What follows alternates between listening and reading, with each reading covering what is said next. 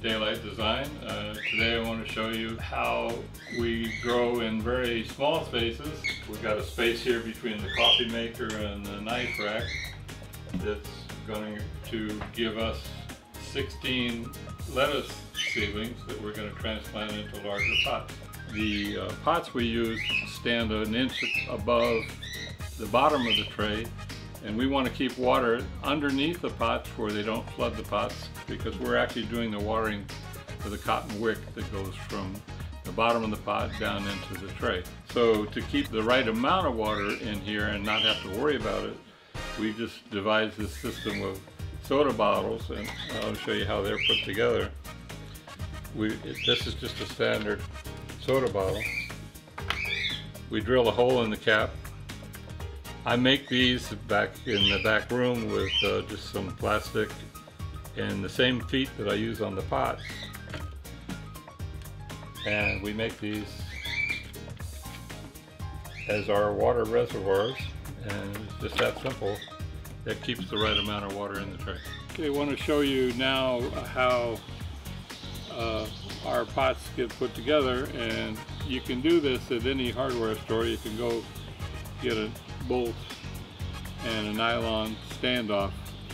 Most hardware stores, Home Depot, Lowe's, and you just attach the standoff to the bottom of your standard nursery pot using the nylon screw, and these keep the nursery pot 1 inch above the bottom of the tray.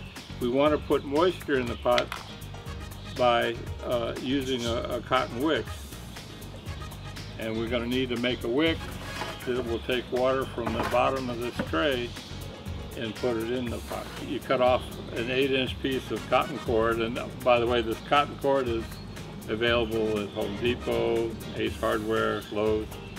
It's just a braided cotton, they call it rope actually, braided cotton rope. It's very lightweight, but it makes a very nice wick. So you take that wick and you insert it through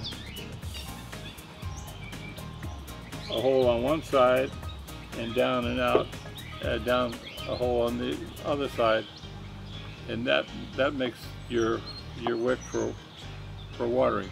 So the next step we do is we just fill this pot with soil. You want a good all-purpose potting mix that's compost-based for the nutrients.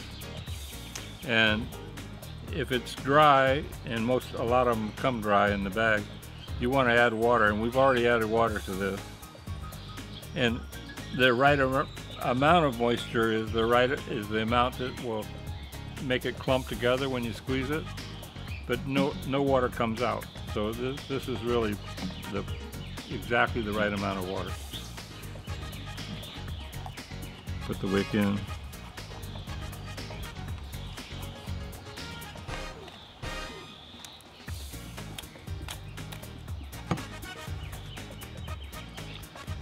And this is a good quality all-purpose potting mix that will have enough nutrients to actually take this lettuce all the way to harvest. I'm going to pull the wick out of this smaller pot because we're not going to be using this wick anymore.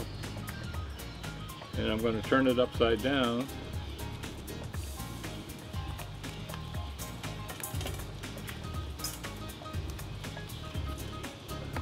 And take it into the separate chambers. So these partitions give us a nice, what we call a deep root plug. We get better seedlings doing it this way than we do if we try to start them in the larger pot.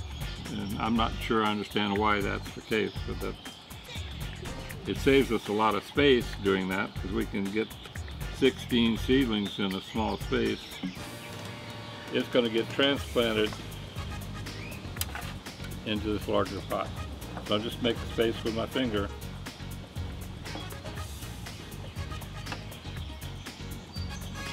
Put that in, and that's it. That's all there is to it. So I've got some window box liners that are only 3 feet long. Once a year, twice a year, we'll take them all apart. You take them to the kitchen sink, scrub them out, bring them back out, hook them up back together. We're making use of our self-watering pots that need water underneath, but we couldn't do that in trays outdoors because it would attract mosquitoes. So the first idea was to come outdoors with trays where we keep the water moving. So this is the way we make that happen. We have this water reservoir down here that has a pond pump in the bottom of it that pumps water up into the first series of window box liners. Water flows from the first one to the second one and goes all the way through the whole series and then comes back into the reservoir. So it's just a continuous stream of water. In the winter time, we put a framework over this of PVC pipe, and we put a roll cover on the framework, and we have a heater in this reservoir that heats the water. When it gets down to 35 degrees, it keeps the water from freezing. It also keeps this protected airspace with a row cover between 35 and 45 degrees, which the lettuce is very happy with. So we went through 10-degree weather, 5-degree weather, and everything still was fine. It didn't look great, but it wasn't. It didn't hurt it. You know, we still had a harvest.